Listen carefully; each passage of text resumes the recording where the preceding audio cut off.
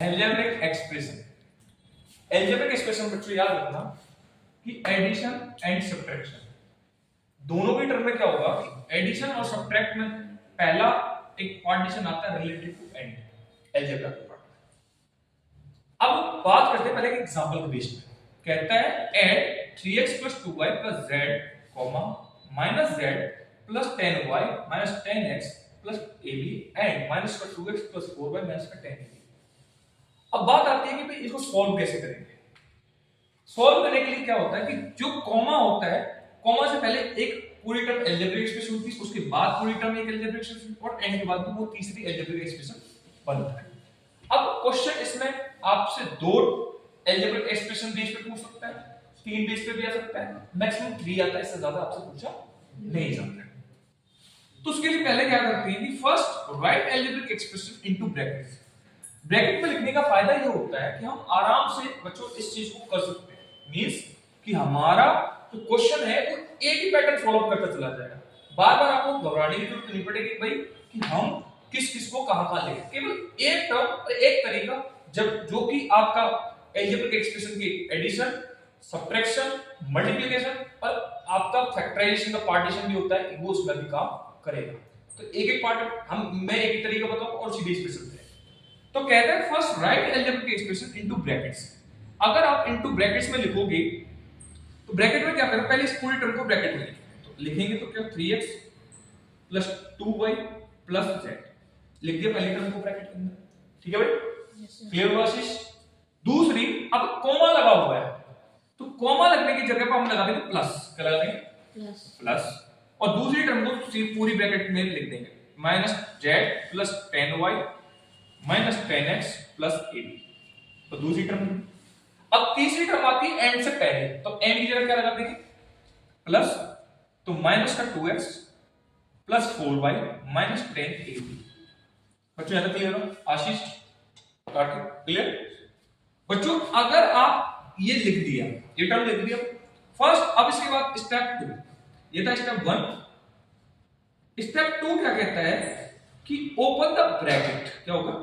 Open the bracket. Open the bracket. तो open the bracket में याद रखना बेटा, या अगर ब्रैकेट कभी भी आप ओपन करोगे, क्या करोगे? ब्रैकेट ओपन करोगे तो आप राइट से लेफ्ट कोशिश करो, right to left side open करो।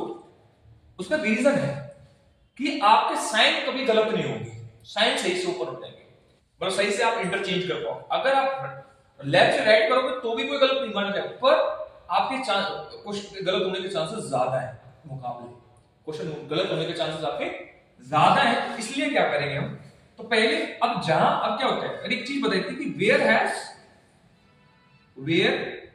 Has no symbol, where has no symbol और sign, where has no symbol और sign, consider symbol as plus, symbol as positive symbol, हम उसको क्या करते हैं? लेते हैं। अब यहां पे कुछ भी नहीं तो प्लस माना।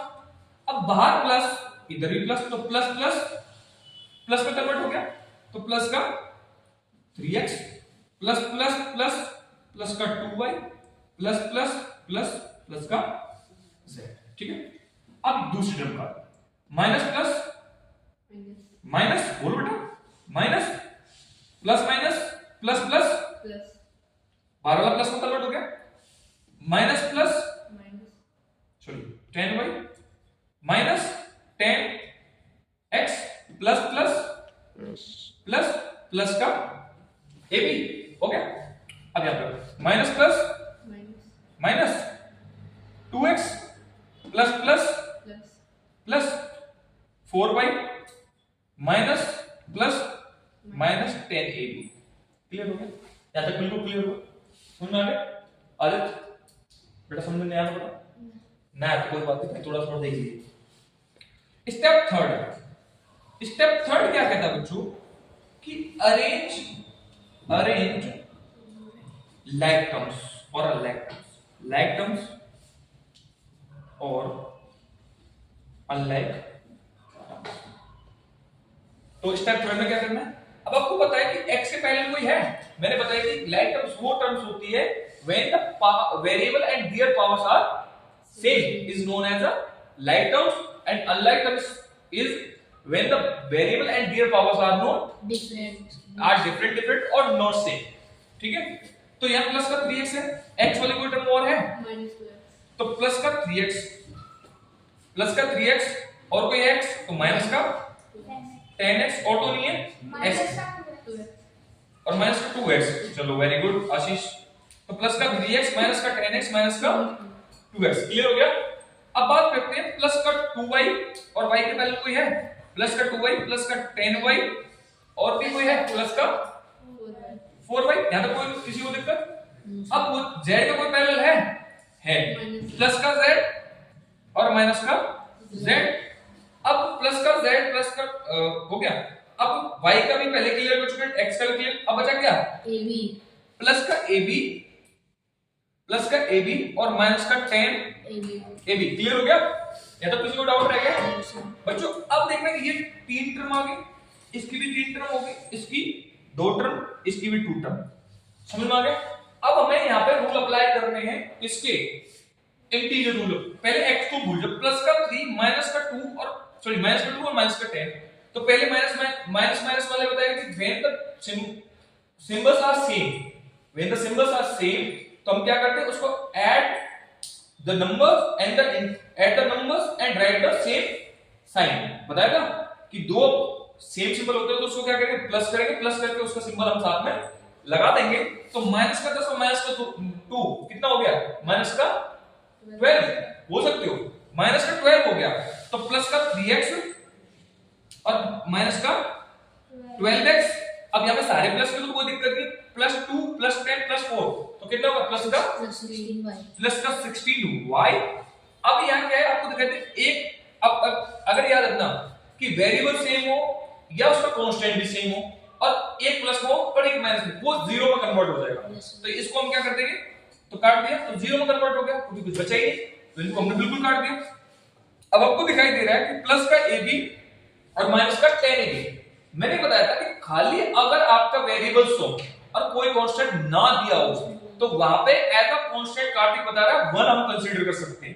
ठीक है, क्लियर हो गया। तो वहां क्या कर सकते हैं 1 कंसीडर कर लेंगे, तो 1 माइनस 10 तो आंसर पे। अब यहां पे एक चीज और सुनना कि 2-3 चीज मैं बता देता हूं कि फॉर सेम सिंबल तो सेम सिंबल जैसे मान के चलो फॉर नेगेटिव मैं बता देता हूं थोड़ा सा और अच्छे से क्लियर हो। फॉर नेगेटिव में और फॉर पॉजिटिव, तो याद रखना इसमें क्या होता है फॉर नेगेटिव और फॉर पॉजिटिव में मैंने लिखा माइनस का 3 माइनस का 2 माइनस का 5 और यहाँ पे लिख दिया प्लस का 3 प्लस का 2 प्लस का 5। तो यहाँ पे क्या होता है कि इनका एक तरीका है कि ऐड द नंबर्स एंड